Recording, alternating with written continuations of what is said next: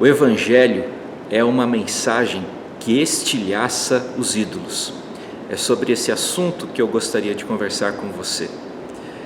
João, o apóstolo João, conclui a sua primeira epístola com a seguinte recomendação: guardai-vos dos ídolos. Repito, guardai-vos dos ídolos. É isso que encontramos em 1 João capítulo 5, verso 21. É interessante observar que não há menção direta a ídolos nos 104 versículos anteriores. A expressão guardai-vos dos ídolos aparece apenas no versículo final, no versículo de número 105, dentro da primeira epístola de João. Parece que o presbítero, maneira como João se intitula em 2ª e 3ª João, trata sobre conhecimento de Deus, andar na luz e sobre a necessidade de amar a Deus e ao próximo em toda a primeira epístola. O que João parece estar dizendo é que os ídolos são o obstáculo fundamental que impedem os cristãos de amarem a Deus e de amarem o próximo. Na verdade, os ídolos são o solo fértil no qual o pecado cresce e o pecado sempre nos impede de amar a Deus. Lembre-se do seguinte: permitir que a idolatria siga sem controle é uma forma de viver deprimente e exaustivamente. Sabe por quê? Porque os ídolos do coração exigem muito e dão pouco em troca. O fato é que a idolatria é coisa antiga. Qual é o pecado mais denunciado na Bíblia? Será o adultério, a injustiça, o assassinato? Todas essas coisas são ilícitas, todas essas coisas são sim denunciadas pela Bíblia, porém o pecado mais denunciado pela Sagrada Escritura é o pecado da idolatria. As raízes da idolatria remontam aos pródromos da história, ao princípio da humanidade. Nossos primeiros pais foram criados por Deus para adorá-lo e para servi-lo. Um dia, o tentador aproximou-se deles com o seguinte papo: olha, no fundo não dá para confiar nesse Deus de vocês, ele é muito restritivo, ele é um ditador, ele é muito controlador, vocês precisam assumir controle sobre a vida de vocês, vocês precisam de mais protagonismo nessa história. Tragicamente, nossos primeiros pais, em vez de confiarem na palavra do Pai das luzes, preferiram confiar na palavra do Pai da mentira. A expressão mais clara do desejo de Deus para as nossas vidas encontra-se no Decálogo, encontra-se nos 10 mandamentos. Dos 10 mandamentos, 3 tratam sobre idolatria. O primeiro mandamento encontra-se lá em Êxodo 23, que diz: não terás outros deuses diante de mim.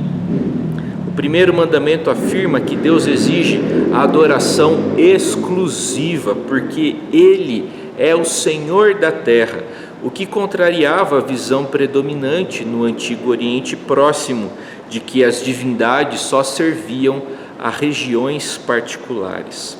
O segundo mandamento encontra-se em Êxodo capítulo 20, verso 4, que diz: não farás para ti imagem de escultura.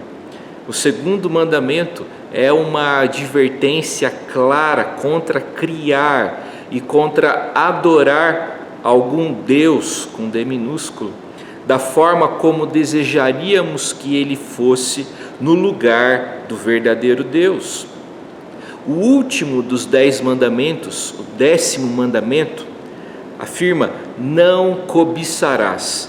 O Novo Testamento claramente associa a cobiça à idolatria.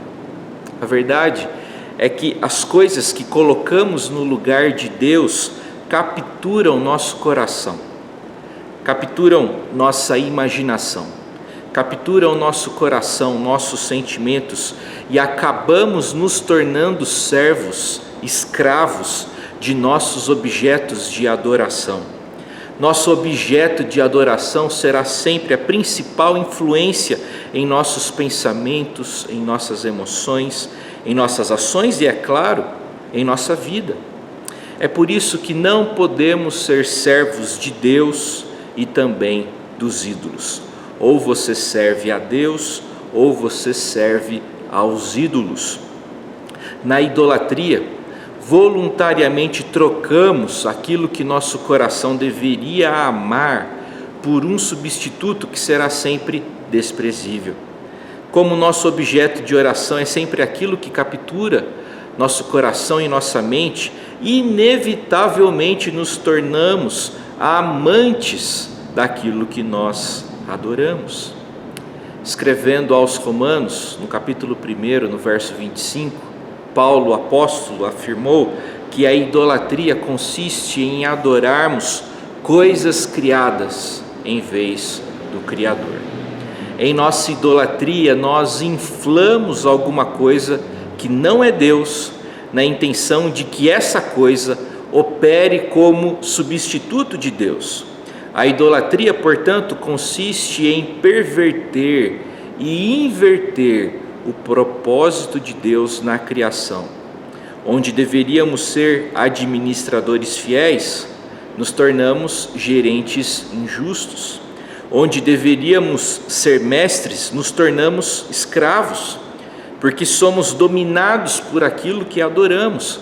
Quando deixamos de adorar a Deus, não interrompemos a adoração, apenas a pervertermos, apenas a prejudicamos, passamos a adorar outras coisas. Todo mundo é um adorador, pelo simples fato de que fomos criados por Deus para adorar e não conseguimos evitar de fazer isso. Não conseguimos interromper a adoração em nossa vida. Apenas podemos, como já afirmamos anteriormente, adorar outras coisas, em vez do único e verdadeiro Deus que merece toda a nossa adoração. O grande pregador Martin Lloyd Jones afirmou certa vez o seguinte: preste atenção nessa afirmação que vai aparecer para você aí na telinha. Um ídolo é qualquer coisa em minha vida que ocupe o lugar que apenas Deus deveria ocupar. Um ídolo é qualquer coisa que detenha tal posição controladora em minha vida que me mova, me excite e me atrai a tal ponto que eu não me importe em lhe dar meu tempo, minha atenção, minha energia e meu dinheiro. Ídolo é isso. Algumas perguntas podem nos ajudar a identificarmos os nossos ídolos. Responda sinceramente essas perguntas. Essas perguntas vão auxiliá-lo a descobrir quais são os ídolos do seu coração, se esse for o caso. Primeira pergunta: com que eu mais me preocupo? Próxima pergunta: onde busco meu conforto quando as coisas estão difíceis? Próxima pergunta: o que me ajuda a encarar as coisas? Quais são as minhas válvulas de escape? O que mais ocupa a minha mente? Próxima pergunta: o que eu mais busco e onde eu mais busco meu valor próprio? Próxima pergunta: de que maneira eu inicio as minhas conversas? Outra questão: qual é a primeira coisa que eu quero que as pessoas saibam a meu respeito? O que eu quero da vida? O que realmente me faria feliz? Essas são perguntas diagnóstico, como bem afirmou David Powlison. Diante de tudo isso que conversamos nas últimas semanas e diante daquilo que consideramos nesse vídeo até aqui, a Bíblia convida-nos a nos arrependermos dos nossos ídolos. Quando Jesus veio e começou a declarar o reino de Deus, ele proclamou aquilo que encontra-se registrado no Evangelho de Marcos, capítulo 1, verso 15: arrependei-vos e crede no Evangelho. Essa é a essência do que significa ser um seguidor de Jesus. É o indivíduo que se arrepende e o indivíduo que crê. Essa é a chave para remover os ídolos do coração, é instalar Cristo no nosso ser. Darren Patrick afirmou que a principal tentação de Satanás é nos convencer de que somos metade dos pecadores que realmente somos e que temos a metade da aceitação de Cristo que realmente temos. Quando começamos a abraçar nossa aceitação em Cristo, vemos que não precisamos ser perfeitos, porque Cristo já foi perfeito em nosso lugar. Que o Senhor te abençoe, que o Senhor te fortaleça e que os ídolos do coração sejam completamente removidos por conta do poder expulsivo do verdadeiro Deus. Quando Jesus Cristo toma o nosso coração, os ídolos são removidos para fora do nosso coração. Que isso aconteça em sua vida, em nome de Jesus. Amém.